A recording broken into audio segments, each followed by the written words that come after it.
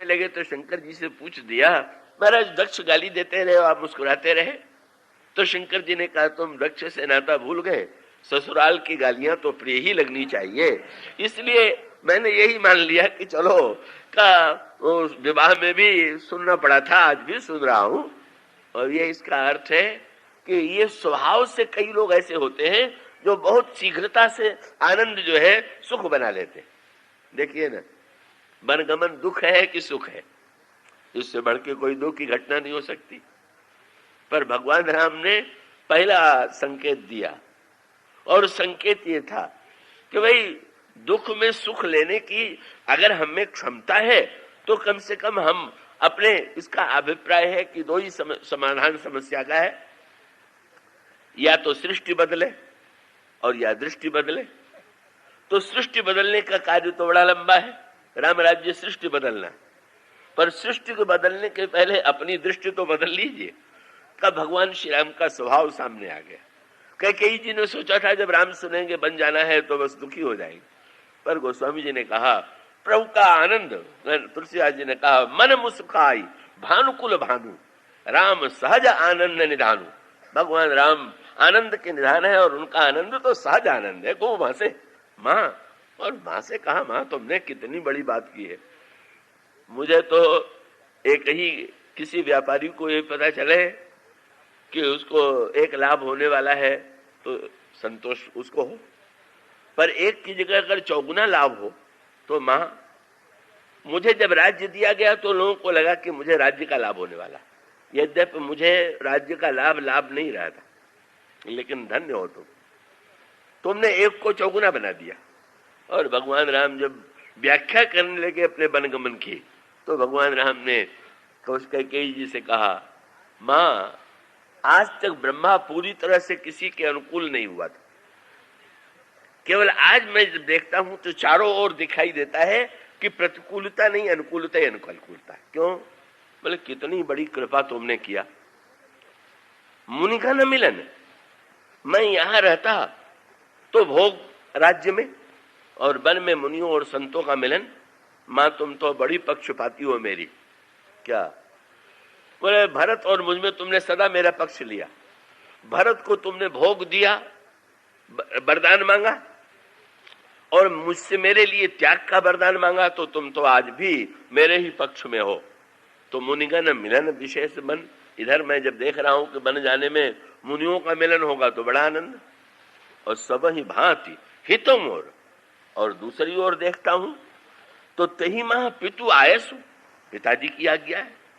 और तीसरी ओर बाईं ओर देखता हूं तो सम्मत जननी तोर, सामने मुनिगण मिलन, एक ओर तुम्हारी अनुकूलता, दूसरी ओर पिताजी की अनुकूलता, और पीछे जब चला जाऊंगा तो भरत प्राण प्रिय पावई राजू, विधि सब विधि मुहि सन्मुख आजू।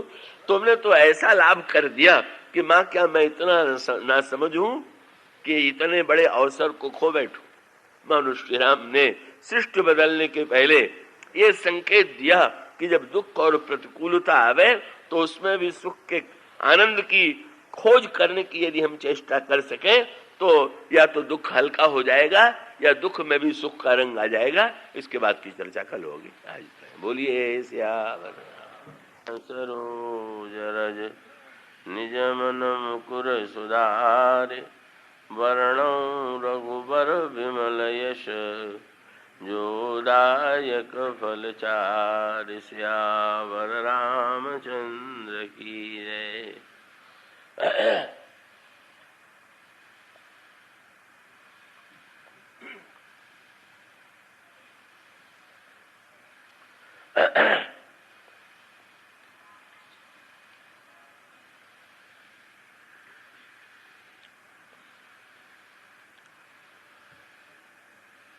मुनिगण मिलन विशेष बन, सबहि भांति हित मोर, तेहि मह पितु आयसु बहुरी, सम्मत जननी तोर।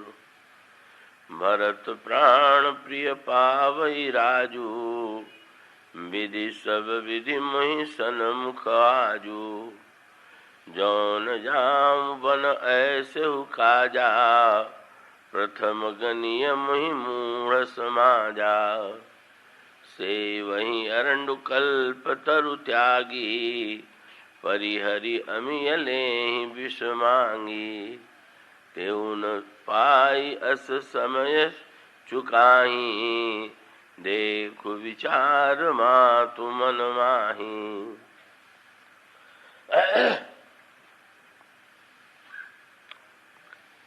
श्री राम कथा रस के पिपासु महानुभाव भक्तिमती देवियों, आइए भगवान श्री राम के वनगमन में हम सब भी मनुष्य शरीर के साथ, मनुष्य शरीर को लेकर के उनकी इस यात्रा में सम्मिलित हो।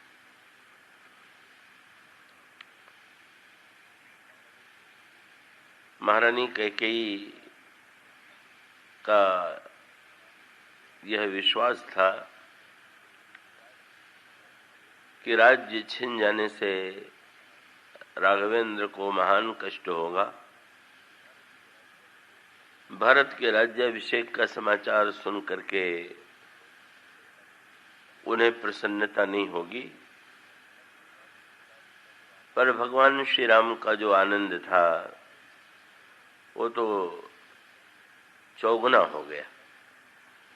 गोस्वामी जी यही वाक्य लिखते हैं, मन प्रसन्न चित चौगुन चाऊ।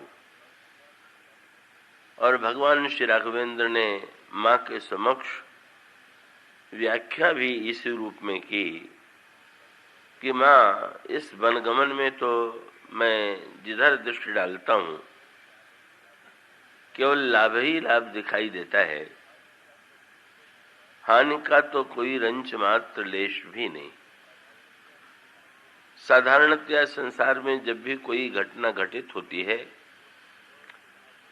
तो कुछ लोगों को लाभ होता है और कुछ लोगों को हानि होती है, पर भगवान श्री राघवेंद्र ने कहा कि नहीं नहीं, विश्व के इतिहास में पहली ये घटना ऐसी है कि जिस घटना में लाभ ही लाभ है और हानि नहीं। और इतना ही नहीं, जब भगवान श्री राम कौशल्याम्बा से विदा लेने के लिए जाते हैं तो कौशल्याम्बा से भगवान श्री राघवेंद्र ने कैकेयी अम्बा से जिस पद्धति से बात कही थी उससे भिन्न रूप में कही। कैकेयी अम्बा से तो उन्होंने ये कहा कि मुनिगण मिलन विशेष बन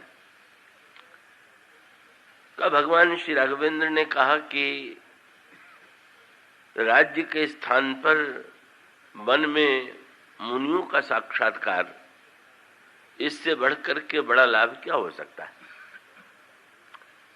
महर्षि वाल्मीकि के समक्ष तो भगवान श्री राम ने एक अनोखा सूत्र दिया जिसका संबंध कल की कथा से, और ये है कि कर्म सिद्धांत के अनुकूल व्यक्ति को अपने ही कर्म का परिणाम भोगना पड़ता है। पर एक बड़े महत्व का प्रश्न ये है कि कर्म का जो परिणाम हमें प्राप्त होगा वो घटना के रूप में होगा कि सुख दुख के रूप में होगा। तो इसका उत्तर यही है कि कर्म का परिणाम तो वस्तुतः घटना के रूप में ही होगा, पर उस घटना में सुख और दुख की अनुभूति जो है ये आपके स्वभाव की बात है। ये कर्म सिद्धांत इसके लिए आपको बाध्य नहीं कर सकता, यही एक सूक्ष्म बात। तो इसका अभिप्राय यह है कि कर्म सिद्धांत, ये श्री लक्ष्मण जी ने इसी की ओर संकेत किया था का जब शिंशुपा वृक्ष के नीचे का भगवान श्री राम कुश की सैया पर सोए हुए थे, तो उस दशा में श्री राम को देख करके निषाद राज के आंखों में आंसू आ गया और वे अयोध्या के महल की कल्पना करने लगे। अयोध्या के महल में जो सुकोमल शैया पर सोते रहे होंगे, आज वल्कल वस्त्र धारण किए हुए कुश की शैया पर सोए हुए हैं। ओह, एक कैकेयी कितनी अधिक मंदमती है, कितनी कुटिल है कि जिसने श्री राम को सुख के अवसर पर दुख दे दिया। तो ये स्वाभाविक जो वाक्य निषाद राज ने कही, ये बात होती भी इसी रूप में है कि सुख और दुख देने वाला कौन है। तो जब भी कोई सुख या दुख हमारे आपके जीवन में आता है तो किसी व्यक्ति के माध्यम से ही आता है, और जिस व्यक्ति के माध्यम से आता है हम उसी को दुख देने वाला या सुख देने वाला मान लेते हैं। और तब स्वाभाविक परिणाम होता है कि जब हम ये समझते हैं कि इस व्यक्ति ने मुझे सुख दिया तो उसके प्रति हमारे मन में राग की वृत्ति उत्पन्न होती है, और जब हमें ये लगता है कि इस व्यक्ति ने हमें दुख दिया तो उसके प्रति हमारे मन में द्वेष उत्पन्न होता है। और ये जो परंपरा है वो क्रमशः आगे की ओर बढ़ती जाती है। इसका अभिप्राय कि पहले किसी व्यक्ति से सुख और दुख मिला, सुख और दुख मिलने से राग और द्वेष हुआ, और राग द्वेष होने के पश्चात फिर और आगे बात बढ़ेगी। जिससे राग होगा हम उसके विषय में ये सोच करके निरंतर व्याकुल और चिंतित होंगे कि इस व्यक्ति ने हमें सुख दिया है तो हमें बदले में इसे देना है और हम क्या दें। और जब हमें ये लगता है कि इस व्यक्ति ने दुख दिया है तो द्वेष होता है, और द्वेष से ही बात समाप्त नहीं होती। पहले घटना हुई, घटना से दुख हुआ, दुख से द्वेष हुआ, और द्वेष से बदला लेने की प्रवृत्ति जागृत हुई, और बदला लेने की प्रवृत्ति जो है वो क्रमशः दोनों में ही जागृत होगी।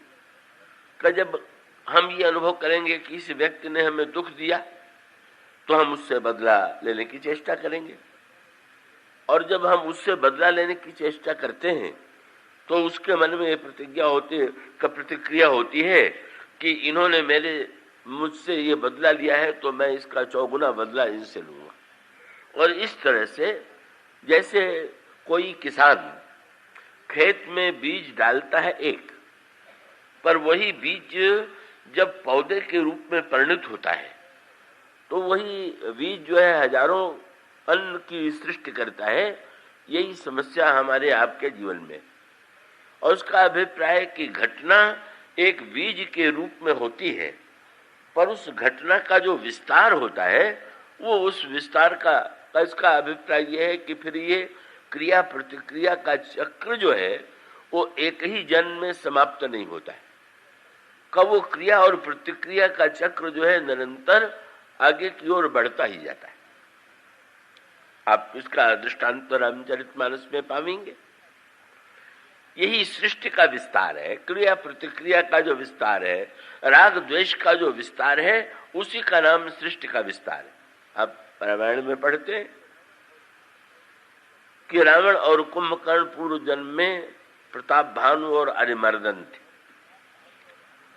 और प्रताप भानु और अरिमर्दन ही अगले जन्म में रावण और कुंभकर्ण बने। तो बने वही दुख सुख और बदला लेने की जो प्रक्रिया है उसी का परिणाम जो है इस रूप में सामने घटित होता है। का प्रताप भानु ने सारे संसार को परास्त कर दिया, और उन परास्त होने वाले राजाओं में का एक व्यक्ति तीव्र रजोगुणी स्वभाव का था। अन्य राजाओं ने प्रताप भानु की अधीनता स्वीकार कर दी, प्रताप भानु को भेंट दे करके उन्हें चक्रवर्ती सम्राट मान लिया।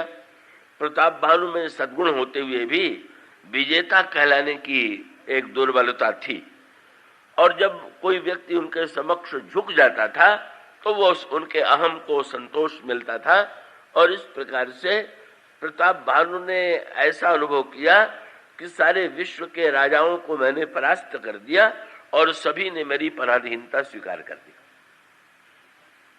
पर क्रम उन राजाओं में से ही एक राजा ऐसा भी था कि जो उतना ही रजोगुणी था, या ये कहना चाहिए प्रताप भानु की अपेक्षा भी अधिक रजोगुणी था। प्रताप भानु में तो सतोगुण और रजोगुण का मिश्रण था, पर उस राजा में और तीव्र रजोगुण था। और उसको ये लगा कि प्रताप भानु ने मेरा राज्य छीन लिया, हम इसका बदला लेंगे। और बदला लेने की वृत्ति लेकर के वो वन में जाता है और वन में जाकर के मुनिवेश बना करके निवास करता है। और वन में मुनिवेश में निवास करते हुए उसी क्रम में फिर एक संकेत सूत्र आता है।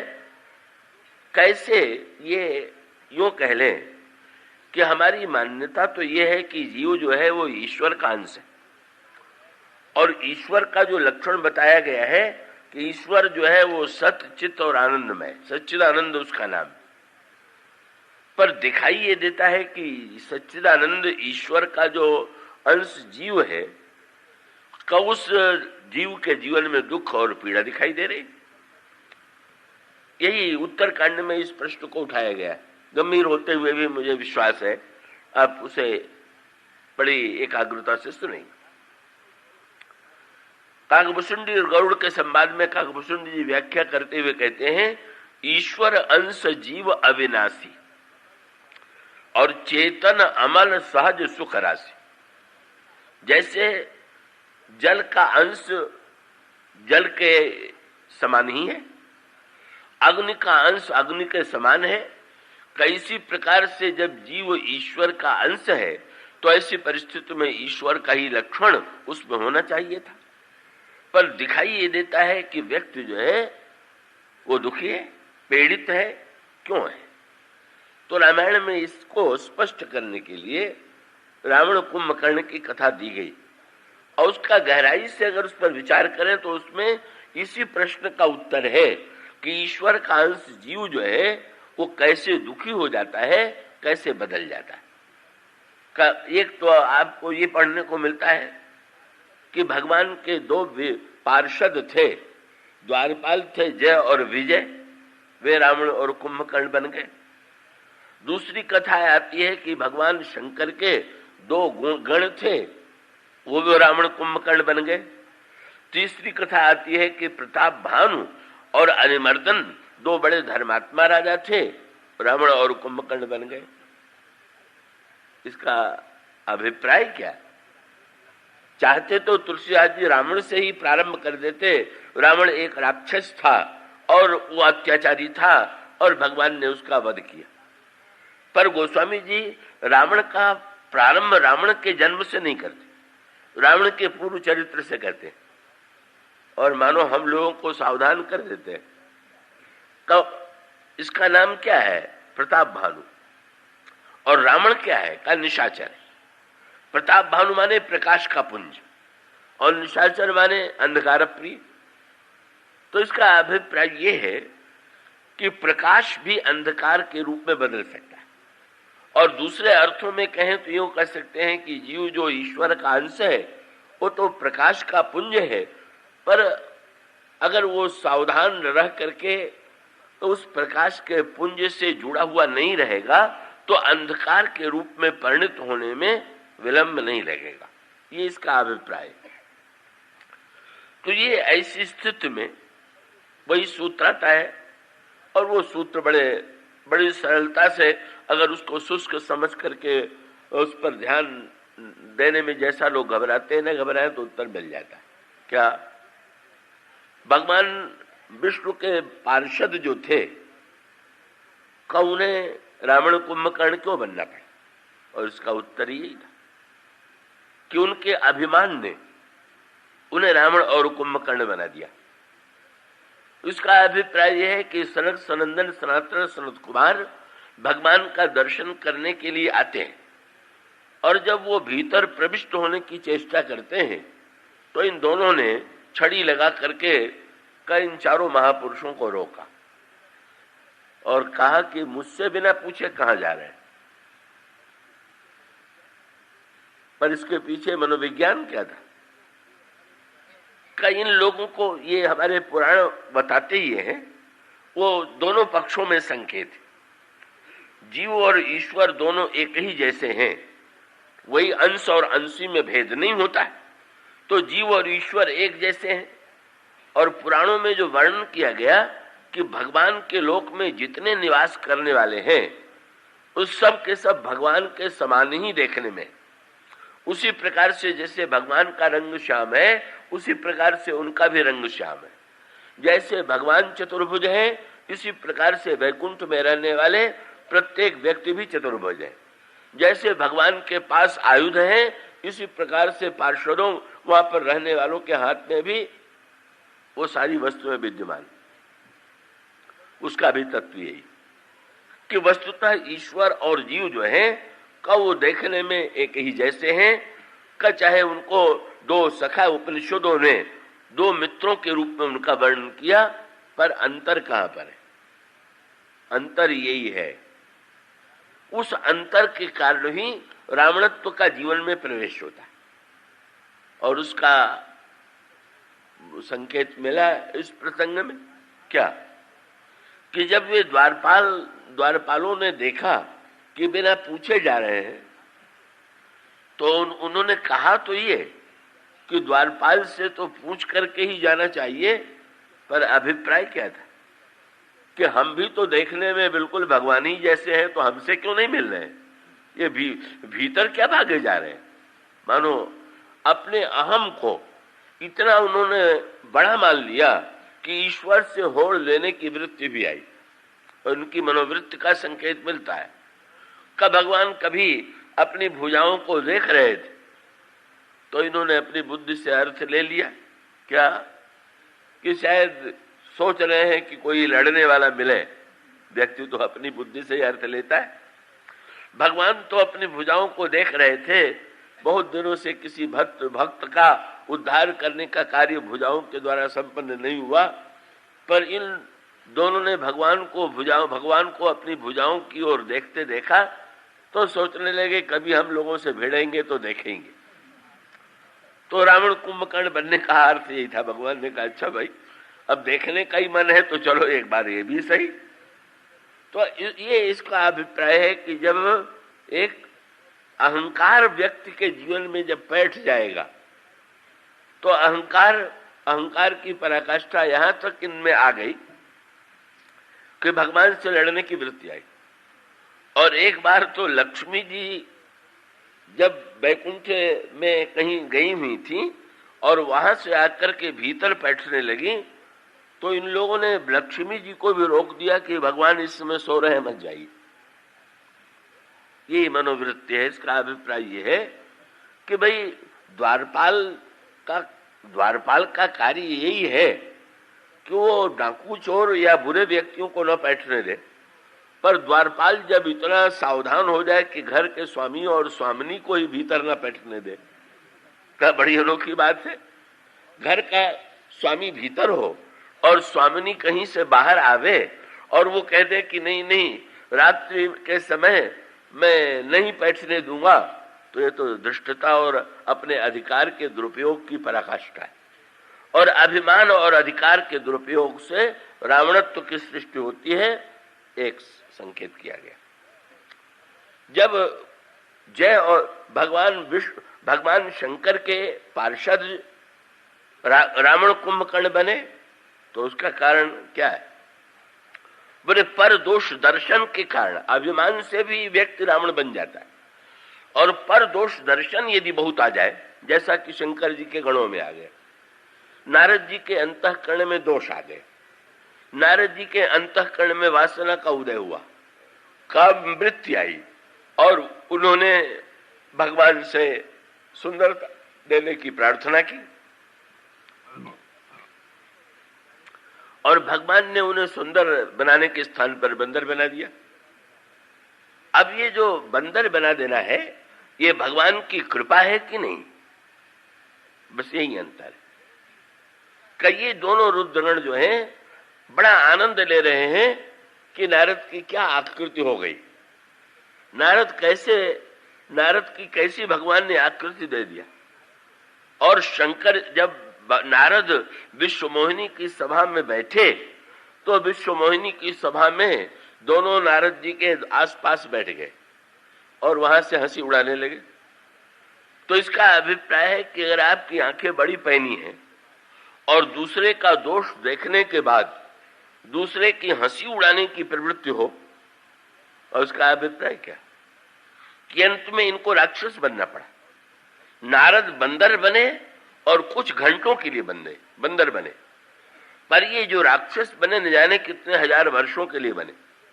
और उसका अभिप्राय क्या कि वे नारद के बंदरत्व को तो देख रहे थे पर अपने राक्षसत्व को नहीं देख रहे थे।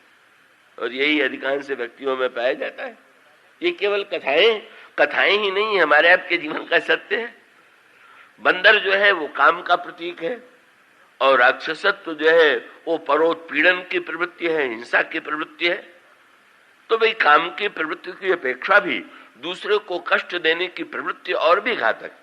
और इसका अभिप्राय यह है जो दूसरे के दोष देख करके उसमें आनंद ले, दो दूसरे के दोष पर हंसे। कहो, इसीलिए कबीरदास जी का दोहा आपने पढ़ा होगा, बोले सावधान हो जाइए।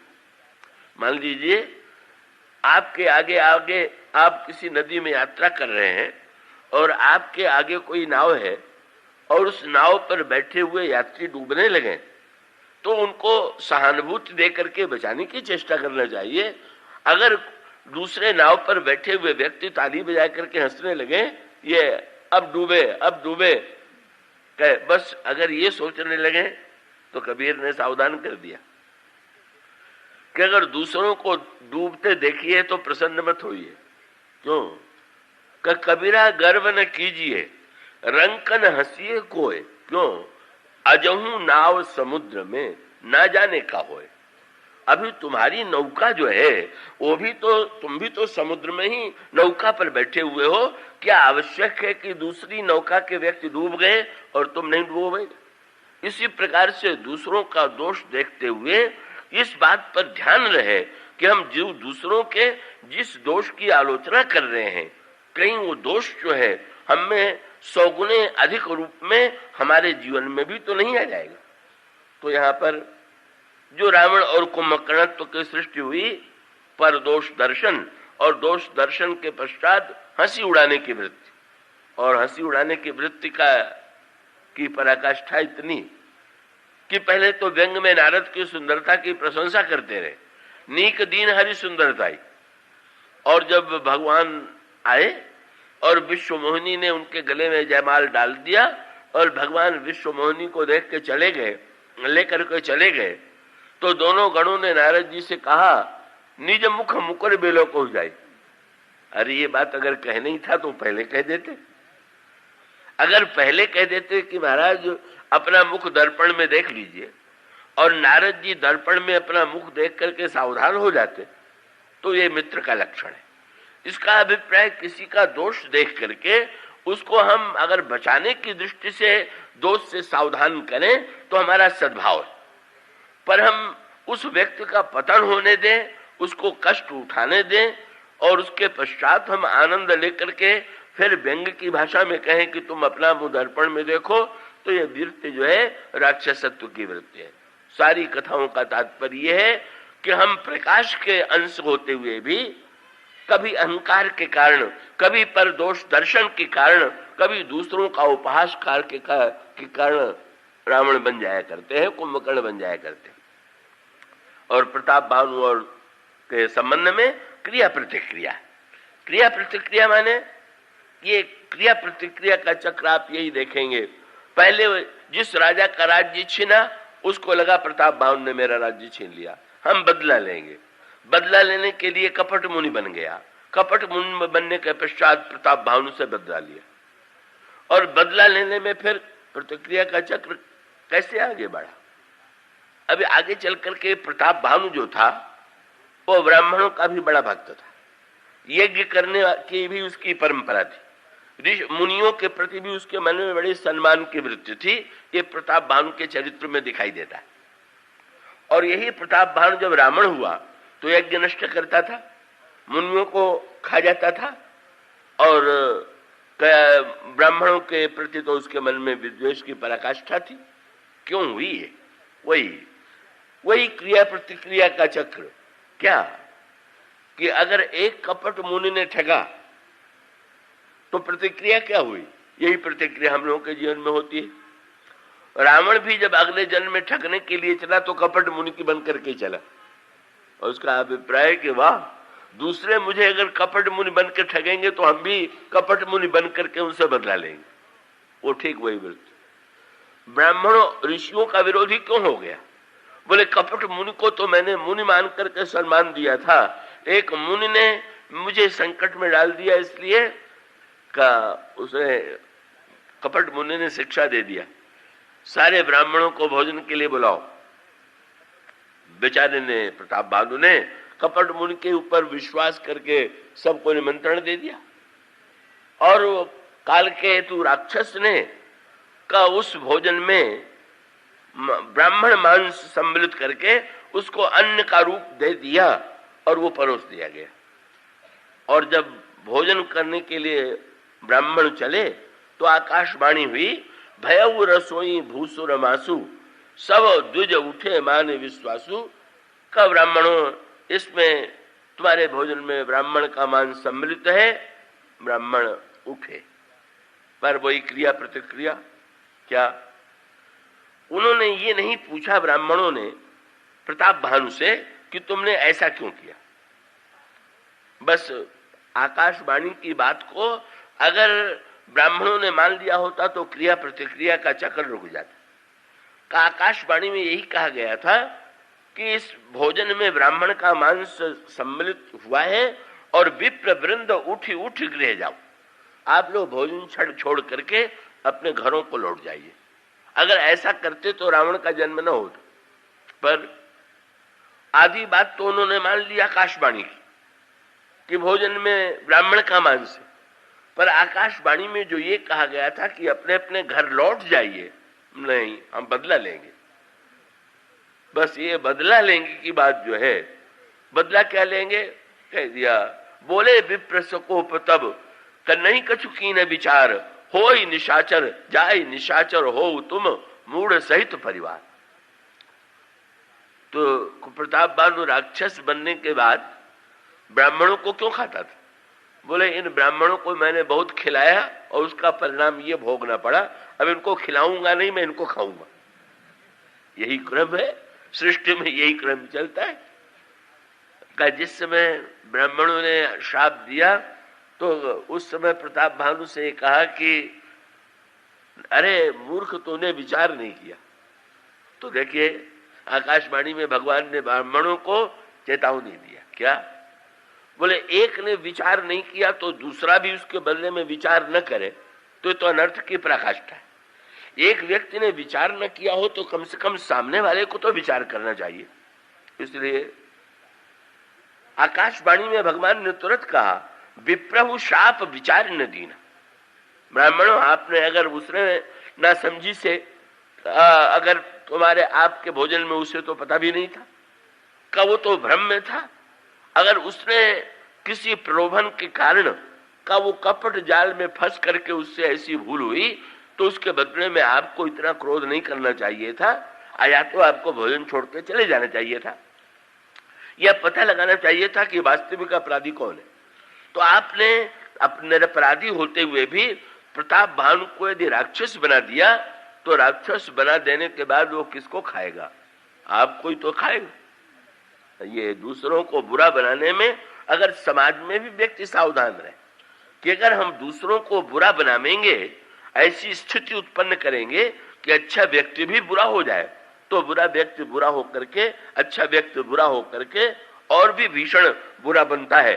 जब किसी को उसके सद्व्यवहार के बदले में ऐसा परिणाम भोगना पड़ता है, यही है सृष्टि विस्तार का, बुराई का अनवरत चलने वाला चक्र। अब देखिए करना क्या चाहिए। कर्म सिद्धांत की आवश्यकता इसलिए है कि उस जैसे उसको यूं कह लीजिए कि गेहूं को अगर आप खेत में डाल दें, धान को आप खेत में डाल देंगे तो कई गुना होके मिलेगा, पर वही गेहूं और वही धान अगर आप उबाल लें गर्म जल में और उबालने के बाद आप खेत में डालें तो वो समाप्त तो वहीं हो जाएगा, वो कहीं आगे बीज आगे बढ़ेगा ही नहीं। कई इसी प्रकार से ये हम लोग जो बीज का विस्तार करते हैं, इसके विस्तार के स्थान पर इसको ज्ञान के उष्ण जल में कई इसको पका देने की आवश्यकता है। और उसका अभिप्राय है कि ये हुआ तो हुआ, पर आगे दुख की सृष्टि का, दुख का विस्तार न। तो दुख का विस्तार न होने का उपाय क्या है कि दुख के बाद द्वेष, द्वेष के बाद बदला, बदले के बाद फिर एक दूसरे से बदला और कोटि कोटि जन्मों तक बदला। समाचार पत्रों में भी बदला लेने की घटनाएं, कई लोगों को ऐसा लगता है कि जब तक हम सामने वाले से बदला न ले लें तब तक जीना ही व्यर्थ है, और ये बड़ा महत्वपूर्ण माना जाता है। अगर किसी ने किसी के सामने मूछ जड़ा सी मुरेड़ दी तो ऐसा इसने मुझसे किया, अब मैं इसके बदले में ऐसा करूंगा, और ये ऐसा करने का चक्र कितने भीषण रूपों में सामने आया करता है। तो कर्म सिद्धांत का अभिप्राय क्या? कैकेयी अब अगर क्रम का विस्तार करें तो कैकेयी ने राज्य छीना, कैकेयी ने बदले की भावना से राज्य छीना। चाहे उनके मन में भ्रम हुआ, सही बात नहीं थी, पर उनको ऐसा लगा कि कौशल्या में मेरे पुत्र के स्थान पर अपने पुत्र को राज्य देना चाहती, कौशल्या मुझे कष्ट देना चाहती हैं। मंथरा ने उनके हृदय में भाव भर दिया, आप बदला लीजिए, छोड़िए मत। और इतना तीव्र बदला लेने की वृत्ति कैकेयी जी में बैठ गई कि महाराज दशरथ ने ये कहा कि यदि आप वरदान ही मांगना चाहती हैं तो भरत को राज्य मांग दीजिए। बोले ना ना, जब तक सौत से सवाया बदला न लूं तब तक आनंद कहाँ है। का जस कौशिला मोर भल ताका तस फल उन्हीं देव कर साका। मैं ऐसे थोड़ी मानूंगी, वो उन्होंने जो कुछ किया है मैं उसके बदले में उससे सवाया करके दिखाऊंगी। अब भगवान राम के मन में अगर कर्म की प्रतिक्रिया आवे तो ये लगे कैकेयी ने मेरा राज्य छीनने की चेष्टा किया है, उन्होंने अपने बेटे को राज्य देने की चेष्टा किया है, मैं उनके बेटे को ही समाप्त कर दूं, या मैं कैकेयी को ही कारागार में डाल दूं, मैं सिंहासन पर बैठ जाऊं। पर भगवान श्री राम ने क्या उत्तर दिया? बस ये जो क्रम है, और उसका अभिप्राय यह है कि कैकेयी में अगर लोभ और बदले की वृत्ति आई तो बदला बदले से शांत नहीं होता, और लोभ जो है वो लोभ के द्वारा उसका उत्तर नहीं दिया जा सकता। तो भगवान श्री राम ने क्या किया? भगवान राम ने बदले को बदले के रूप में देखे ही नहीं, और भगवान श्री राघवेंद्र ने तो उसमें भी कैकेयी अम्मा के प्रेम को देखा। बोले ऐसा कैसे हो सकता है कि जब तुम बाल्यावस्था से मुझसे इतना प्यार करती थी तो मां तुम्हारे मन में मेरे प्रति निश्चित रूप से प्रेम है। भगवान श्री राघवेंद्र मानो बदला लेने के स्थान पर मां के कृतज्ञ बन जाते। और कैकेयी जी के लोभ का उत्तर भगवान ने त्याग के द्वारा दिया, और उसका अभिप्राय है कि एक व्यक्ति लोभ करे, एक व्यक्ति अहंकार करे, सामने वाला अहंकार करे, एक व्यक्ति क्रोध करे, सामने वाला व्यक्ति क्रोध करे, तो बढ़ेगा ही। पर सामने वाला जो कर रहा है उसके प्रतिकूल जो उत्तर दिया जाना चाहिए, का भगवान श्री राघवेंद्र जो है राज्य का परित्याग कर देते हैं, और राज्य का परित्याग करके वन में चले जाते हैं। निषाद राज ने श्री राम को जब कष्ट उठाते देखा तो उनका ध्यान कैकेयी जी की ओर चला गया, और उन्होंने कैकेयी जी की निंदा की। कैकेयी जी कितनी कुटिल हैं, कितनी मंद बुद्धि है, ये कहा। श्री लक्ष्मण जी ने सुना। लक्ष्मण जी कौन है? कई जीवों के आचार्य। साधारणतया लक्ष्मण जी के स्वभाव को सुन करके, देख करके, पढ़ करके ये भ्रम होता है कि वे बड़े क्रोधी थे, और निषाद राज को भी ऐसा कहीं न कहीं विश्वास रहा होगा कि जब मैं कैकेयी जी की निंदा करूंगा तो 100 गुनी निंदा लक्ष्मण जी करेंगे। बोले तुम्हें क्या पता है, मैं तो कैकेयी को बहुत पहले से जानता हूं। पर लक्ष्मण जी ने जड़ काट दिया। लक्ष्मण जी ने कहा निषाद राज जी आप ये क्या कह रहे हैं, इससे तो बदले की परंपरा का कभी अंत नहीं होगा। इसलिए उन्होंने सूत्र दे दिया, कर्म सिद्धांत जो है का वो बदले की वृत्ति को आगे नहीं बढ़ने देता, ये बहुत बड़ा लाभ है। जहां तक रोग है आप उस रोग को चाहे तो बढ़ा दीजिए और चाहे उस राग को जहां तक है उसको उसी सीमा तक सीमित करने की चेष्टा कीजिए। लक्ष्मण जी ने तुरंत यही कहा, कैकेयी जी को दोष देना व्यर्थ है, कैकेयी जी की निंदा करना व्यर्थ है। तब बोले कैकेयी नंदिनी, उन्होंने कहा तो बोले लखन, लक्ष्मण जी ने कहा को न काहू दुख सुख कर दाता निज कृत कर्म भोग सवराता। का कोई निषाद राज दूसरा व्यक्ति सुख और दुख नहीं देता है, व्यक्ति अपने ही कर्म का परिणाम भेजता है। सामने वाला दुख का निमित्त है, दुख का कारण नहीं।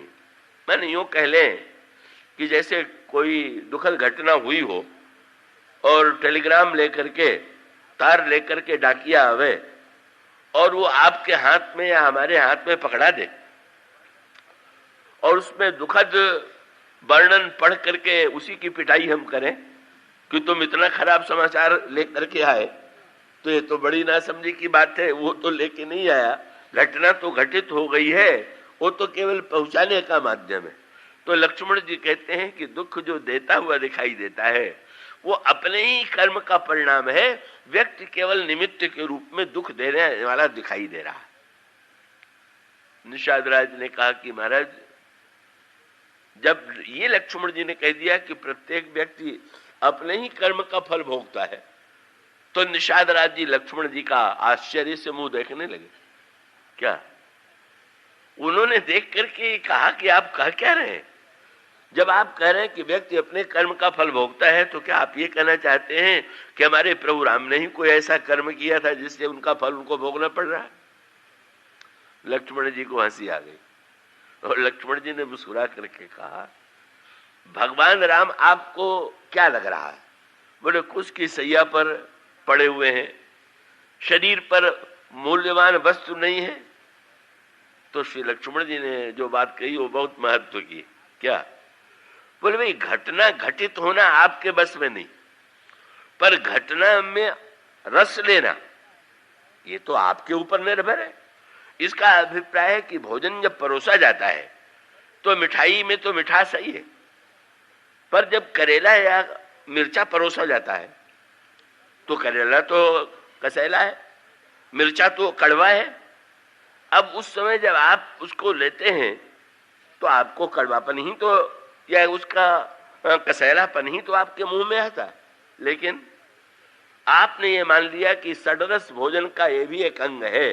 अगर ये न हो तो भोजन में विविधता नहीं रहेगी और मिठास से व्यक्ति ऊब जाएगा, इसलिए थोड़ी कड़वाहट भी चाहिए, थोड़ा कसैलापन भी चाहिए। और परिणाम क्या होता है कि आप भोजन में ऐसी वस्तु के आने के बाद उसमें भी तो स्वाद लेते हैं।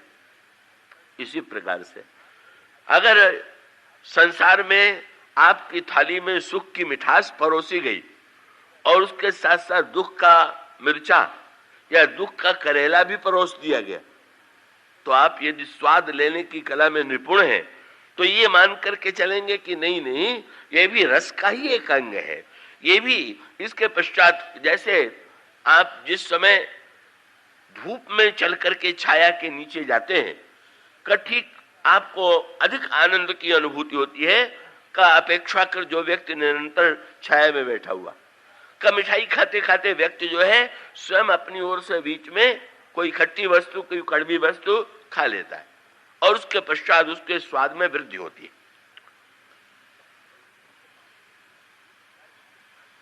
तो इसी प्रकार से कर्म सिद्धांत के अनुकूल जो है विविध प्रकार की घटनाएं हमारे आपके जीवन में घटित होती है।